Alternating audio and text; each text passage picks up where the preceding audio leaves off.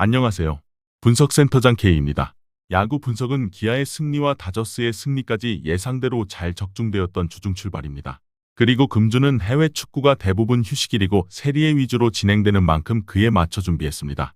이외 국내 스포츠 및 프로토 등록 경기들의 세부 분석과 결장자 정보 등 경기 시작 전 최종 조합 배팅에 도움이 필요하신 분들께서는 영상 하단 고정 댓글의 링크를 통해 연락 주신다면 최선을 다해 도와드리겠습니다. 금일 경기는 프로토 130회차 세리에 A 칼리아리와 볼로냐의 매치입니다. 먼저 칼리아리는 제가 이번 시즌 영상으로 세리에를 많이 다루지는 않았다 보니 정보가 부족하신 분들도 많을 것이라 예상됩니다. 칼리아리는 이번 시즌 감독으로 니콜라 감독을 선임해서 시즌을 치르고 있습니다. 아시는 분들은 아시겠지만 니콜라 감독은 엠폴리에서 잔류를 위해 데려왔던 응급 처방이었고 당시 많은 수비 개혁을 위해 시도를 했던 것을 토대로 결과를 만들어냈습니다. 그리고 이번 시즌 칼리아리에서도 그때 당시 활용하던 백스리를 기본 전술로 가지고 나와서 시즌 운영을 했는데 이번 시즌 승리했던 두 번의 리그 경기가 모두 변형 전술로 위 화면과 같은 4-2-3-1 전술을 가지고 나와 거둔 3대2의 승리였습니다. 물론 이 과정에서 실점이 많이 나온 것은 상대가 낮은 기대 득점 상황에서 원더골이 나온 것도 있기에 탓을 할 수는 없는데 확실히 득점 부분에서 공격적으로 측면 지원을 해주는 것이 성과를 봤다 보니 이번 경기도 위와 같이 나올 가능성을 염두하게 합니다. 하지만 개인적으로 지난 우디넷의 원정도 마쿤부의 퇴장이 나와 모두 무산되기는 했으나 백스리 전술을 가지고 나왔고 이번 경기도 마쿤부가 나오지 못하지만 중원 체제 변화 없이 백스리 전술을 채택할 가능성이 조금 더 높아 보입니다. 마쿤부 결장 경기에 이무이페라는 아쉬운 성적 속 공수의 관여가 큰 선수이다 보니 대체자로 유력한 프라티가 임무 수행을 잘 해줘야 할 텐데 맞대결 3승 3무 6패로 최근 열세인 볼로냐에게 톱에서 피콜리가 자신의 입자를 확실히 해줘야 할 것입니다. 전술적 변화에 따라 이번 경기 결과가 많이 바뀔 수 있다 보니 사실 배팅하기 좋은 경기는 아니다만 홈에서의 경기라면 칼리아리도 승점을 노려볼 수 있는 경기라고 보여지기도 하는 매치입니다. 반대로 볼로냐는 지난 주중 빌라 원정에서 로테이션을 돌리고도 전반 나름 잘 버텨 0대0으로 끌고 가나 싶었으나 결국 후반에 무너지며 2대0의 패배를 했고 주말 폭우로 리그 일정이 취소되어 체력 관리를 할 수 있었다는 나름 긍정적 소식은 있습니다. 하지만 리그 1승 6무 1패와 함께 지난 시즌 포함 리그 11경기 중 9경기를 무승부로 마친 볼로냐의 기이한 결과는 이번 경기도 불안감을 키울 수밖에 없는 상황입니다. 확실히 볼로냐가 체제적인 부분에서 바뀐 바는 없습니다. 원래도 볼로냐는 지난 시즌 원정에 유독 무승부가 많았으며 홈에서 지르크지와 오솔리니의 활약 속에 저득점 승리를 많이 했던 팀입니다. 그런데 지르크지의 이적 이후 후임자인 카스트로는 만 19세의 나이에 아직 완벽하게 팀에 녹아들었다고 보기 어렵고 중앙에서 미드필더들이 꽤나 분전을 하고는 있으나 경기 결과로 승점을 화끈하게 가져오지 못하고 있는 처참한 상황입니다. 그런 의미에서 볼로냐는 이번 경기 승리를 간절하게 원할 수밖에 없습니다. 이미 챔스 로테이션으로 리그 더 집중하겠다는 의지를 피력한 상황인 와중 칼리아리 정도는 잡아야겠다는 생각이 강할 것이기 때문입니다. 또한 볼로냐의 감독인 이탈리아노는 개인 감독 커리어에서 칼리아리에게 4승임으로 한 번도 진 적이 없습니다. 충분히 공격적으로 밀어붙이며 이 경기를 잡고자 하는 운영을 할 수도 있다 보니 욕심을 낼 것입니다. 다만 칼리아리가 수비 상황에서 워낙 두텁게 두세 명씩 들러붙어 측면 높은 곳부터 압박을 하다 보니 쉽게 뚫리는 상황을 만들기는 어려울 수 있기에 결국 세리에 축구가 매번 그렇지만 세트피스나 PK와 같은 변수가 자신들의 손을 들어주기를 바라야 할 수도 있습니다.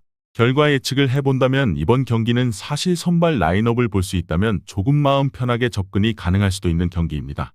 개인적으로 핵심은 칼리아리의 전술에 있다고 생각합니다. 이번 시즌 백스리와 백포 전술을 번갈아 사용하고 있는 칼리아리의 니콜라 감독이고 니콜라 감독이 지난 시즌도 엠폴리 지휘봉을 가지고 있을 당시에도 주전술은 백스리였는데 이번 시즌 승리했던 두 번의 경기가 모두 백포 전술로 공격적으로 나가며 3대2의 승리를 거둔 것이었습니다. 수비에서 흔들렸다고 보기에는 상대 XG 수치가 높지 않았던 상황에서의 득점이었고 전술상 문제가 없었다고 판단한다면 다시 이 전술로 홈경기 승리를 노릴 수 있습니다.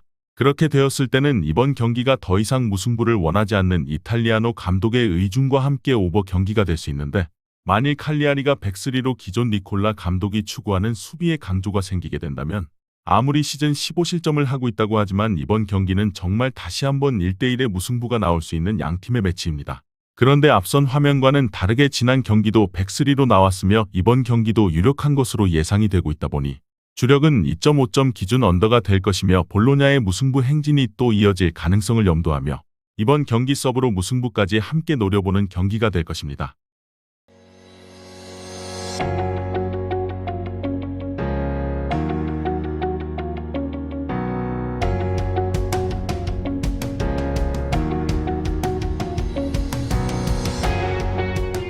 다음 경기는 AC 밀란과 나폴리의 매치입니다.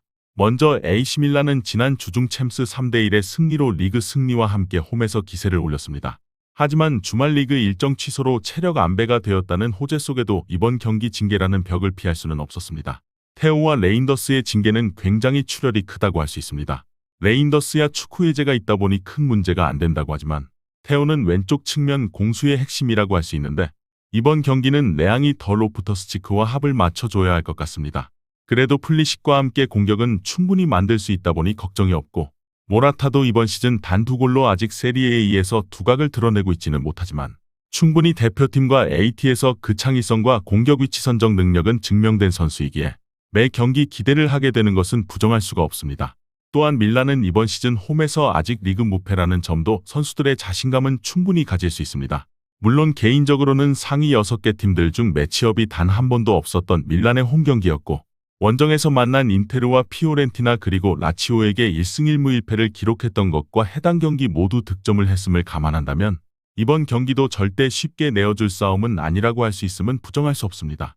물론 수비에서 다시 AC 밀란은 문제 제기가 되고 있는 상황인 만큼 나폴리의 측면 공략이 굉장히 타이트함을 감안했을 때 테오의 결장과 함께 균열이 생길 것도 각오를 해야 할 것입니다.